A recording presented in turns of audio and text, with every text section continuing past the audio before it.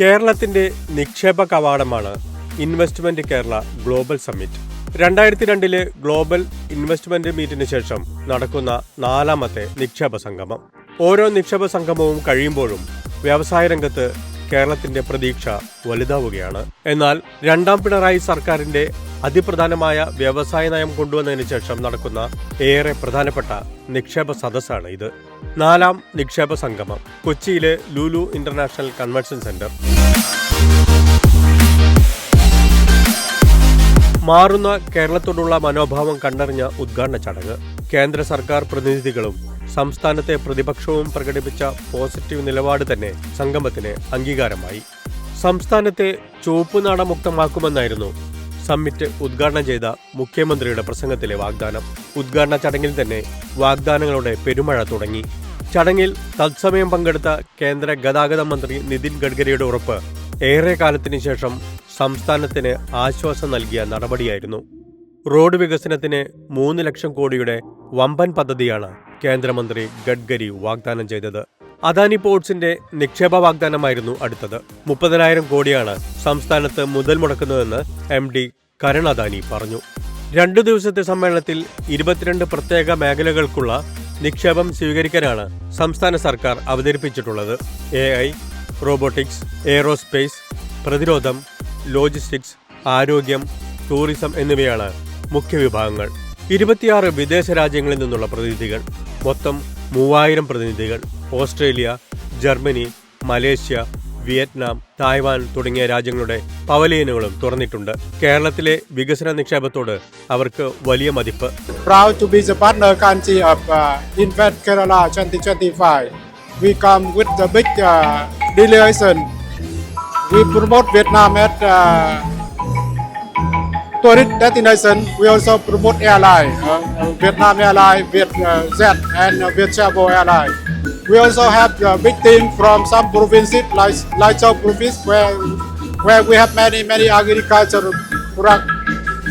We think that both Kerala and some province of Vietnam we can work together.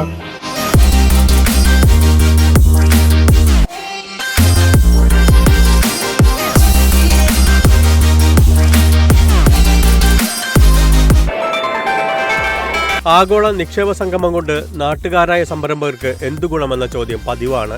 എന്നാൽ കോഴിക്കോട്ടെ സംരംഭകനായ ജാഫർ മണലൊടി പറയുന്നത് കേൾക്കുക. ഒരു വളരെ ലോ പ്രൊഫൈലിൽ നിന്ന് വന്ന ഒരു കമ്പനിയാണ്. ഒരു ചെറിയൊരു ബേക്കറി സ്ഥാപനത്തിൽ നിന്ന് വന്നിട്ട് ഇന്നൊരു 23ഓളം രാജ്യങ്ങളിലേക്ക് എക്സ്പോർട്ട് ചെയ്യുന്നൊരു കമ്പനിയായിട്ട് മാറിയിട്ടുണ്ടെങ്കിൽ അതിൽ വ്യവസായ വകുപ്പിന് നല്ലൊരു പങ്കുണ്ട്. പുതിയൊരു 2 പ്രൊജക്റ്റുമായിട്ടാണ് ഞാനിവിടെ വന്നത്. പല രാജ്യങ്ങളിൽ നിന്നുള്ള ആൾക്കാർ, പല ആശയങ്ങൾ, പല രീതിയിലുള്ള ടെക്നോളജി അപ്ഡേഷൻ, നല്ല രീതിയിലുള്ള ഒരു സാധാരണക്കാരന് ഇവിടെ വന്നു കഴിഞ്ഞാൽ അവന് കറക്റ്റായിട്ടുള്ള അപ്ഡേഷൻ ഇവിടുന്ന് കിട്ടുന്നുണ്ട്. ഒമാനിലെ പ്രവാസിയാണ് സിദ്ദിഖ് മംഗള. 4 നൂറ്റാണ്ടായി ഒമാനിലെ ആരോഗ്യ സേവന രംഗത്തുണ്ട്. ആശുപത്രി ശൃംഖലയുടെ 4ാമത്തേത് നാട്ടിൽ തുടങ്ങാനാണ് സിദ്ദിഖിന്റെ തീരുമാനം. ഹെൽത്ത് ഫീൽഡിലാണ് ഞങ്ങൾ ഇൻവെസ്റ്റ് ചെയ്തിട്ടുള്ളത്. ഏകദേശം ഇപ്പോൾ ഒമാനിൽ ഞങ്ങൾക്ക് 3 ബ്രാഞ്ച് ഓൾറെഡി റൺ ചെയ്യുന്നുണ്ട്. മറ്റൊരു ബ്രാഞ്ചിന്റെ വർക്കും ഞങ്ങൾ നടന്നുകൊണ്ടിരിക്കുകയാണ്. ഇപ്പോഴത്തെ കേരളം നമ്മൾ ഇപ്പോൾ നോക്കുമ്പോൾ ഒരു ഇൻവെസ്റ്റ് ഫ്രണ്ട്ലി അറ്റ്മോസ്ഫിയർ ആണ് ഇവിടെ നമുക്ക് കേരളത്തിലുള്ളത്.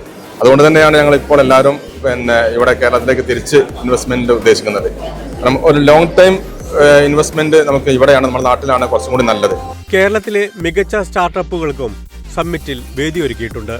സ്റ്റാർട്ടപ്പ് മിഷനിൽ പ്രവർത്തിക്കുന്ന സംരംഭകനായ ജിതിൻ, അദ്ദേഹത്തിന്റെ ആസ്ട്രക് ഇന്നോവേഷൻ രൂപകൽപ്പന ചെയ്ത ഉപകരണം, അരയ്ക്ക് താഴെ തളർന്ന കിടപ്പ് രോഗികളെ സഹായിക്കുന്ന യന്ത്രം. മാനുവലി ചെയ്യുന്ന പല പരിപാടികളും, ഒരു 3 ആളൊക്കെ പിടിച്ച് ചെയ്യുന്ന പരിപാടികളൊക്കെ നമുക്കൊരു ഡിവൈസിൽ വേറെ ആയതുകൊണ്ട് അവർ എണീറ്റ് നിൽക്കുന്നത് മുതൽ നടക്കുന്നത് വരെയുള്ള എല്ലാ പ്രോസസ്സും സിമ്പിളായിട്ട്, ഒരു ജോയിന്റ് എക്സസൈസ് ചെയ്യുന്നത് മുതൽ എല്ലാ പ്രോസസ്സും നമുക്ക് ഇതിനകത്ത് ഓട്ടോമാറ്റിക്കായി കൊടുക്കാൻ പറ്റും. ഒരു 20 to 25 lakhs അടുത്ത് വരുന്നൊരു ഡിവൈസാണ്. ഒരു ഹോസ്പിറ്റൽ റിയാക്ഷൻ പ്രോ വാങ്ങുമ്പോൾ അങ്ങനെ ആ ഒരു സ്റ്റാർട്ടപ്പ് മിഷൻ്റെ ഒരു നെറ്റ്വർക്കും ഈക്കോ സിസ്റ്റവും വളരെ ഹെൽപ്ഫുള്ളാണ്. അതുകൊണ്ടാണ് ഞങ്ങൾ കൊച്ചിയിലേക്ക് മാറിയത് തന്നെ. അപ്പം ആ രീതിയിലാണ് ഞങ്ങൾ വളർന്നിട്ടുണ്ട്. അവരുടെ ഗ്രാൻഡ്സ് സ്കീമും പേറ്റൻറ്റ് സപ്പോർട്ട് സ്കീം ഇങ്ങനെയുള്ള കാര്യങ്ങളൊക്കെ ഞങ്ങൾ യൂസ് ചെയ്തിട്ടുണ്ട്. അപ്പോൾ ഒരു ഇങ്ങനെയൊരു ടെക് ഡെവലപ്പ് ചെയ്യുക എന്നുള്ളൊരു കമ്പനിക്ക്, അത് കേരളത്തിലിരുന്നുകൊണ്ട് ചെയ്യുക എന്ന് പറയുന്ന കമ്പനിക്ക് വളരെ ഹെൽപ്ഫുൾ ആയിട്ടുള്ളൊരു പ്രോസസ്സാണ്.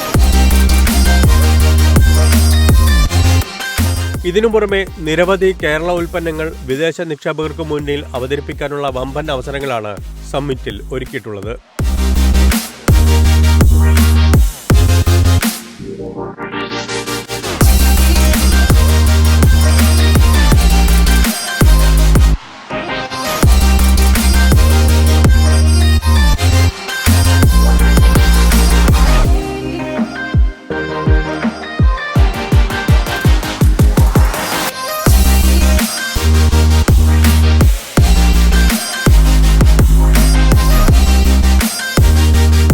സംഗമത്തിന്റെ രണ്ടാം ദിവസം നിക്ഷേപ വാഗ്ദാനങ്ങളുടെ പരമ്പരയാണ് കാണാനായത്.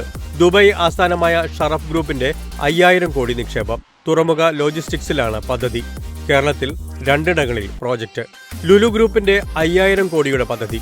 ഭക്ഷ്യസംസ്കരണം, ഫിൻടെക് മേഖലയിലുള്ള ഇൻഫ്രാസ്ട്രക്ചർ വികസനം എന്നിവയാണ് വാഗ്ദാനങ്ങൾ. ടാറ്റയുടെ ഉപകമ്പനിയായ ആർട്സൺ ഗ്രൂപ്പിന്റെ ബോട്ട് നിർമ്മാണ യൂണിറ്റ്. മലബാർ സിമന്റുമായി ചേർന്നാണ് സംയുക്ത സംരംഭം. 100 ടണ്ണിനു താഴെയുള്ള ബോട്ടുകളുടെ നിർമ്മാണ സംരംഭം.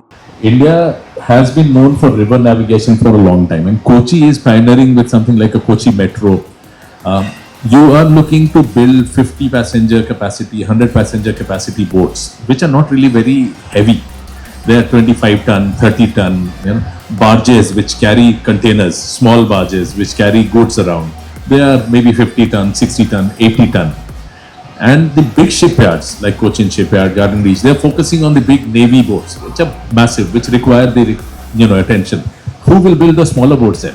We are planning to manufacture boats which is less than 100 ton size initially, and we can scale up in the future, because this is the first kind of it is really a triple P model.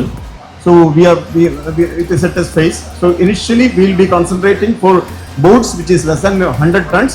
And one fact is that Cochin Shipyard is not able to deliver this kind of small boats because their lookout is for bigger ships.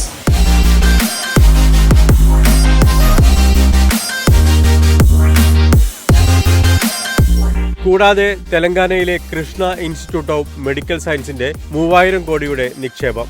Aster DM health centre care 850 കോടി. BPCL കൊച്ചിയിൽ തുടങ്ങുന്ന പോളിപ്രോപ്പലിൻ നിർമ്മാണ unit 5000 കോടി. Jain university 350 കോടി ചെലവിൽ കോഴിക്കോട് ആരംഭിക്കുന്ന global university.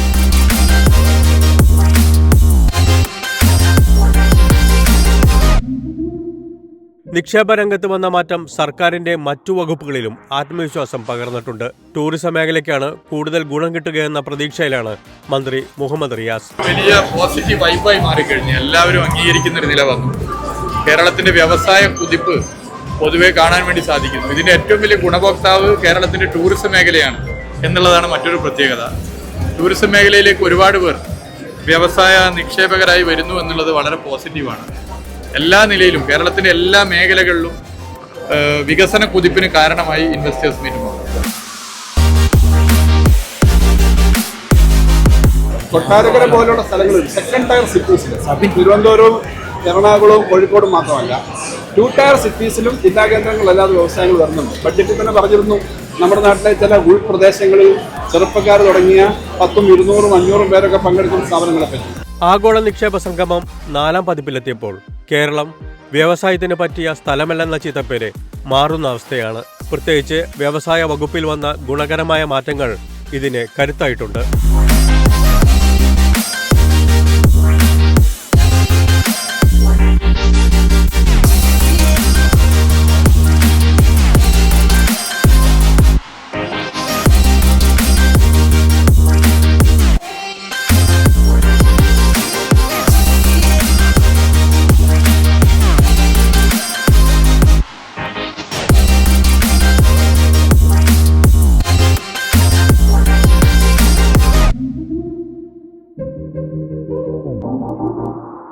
വറുതിയിലായ ഒരു സമ്പദ് വ്യവസ്ഥ, ഒരു കൊച്ചു സംസ്ഥാനം, വിഭവങ്ങൾ കുറവ്. ഇതിനിടയിലും മറുവഴി തേടുന്ന സർക്കാരിന്റെ ശ്രമമാണ് ഇൻവെസ്റ്റ് കേരള ഗ്ലോബൽ സമ്മിറ്റ്.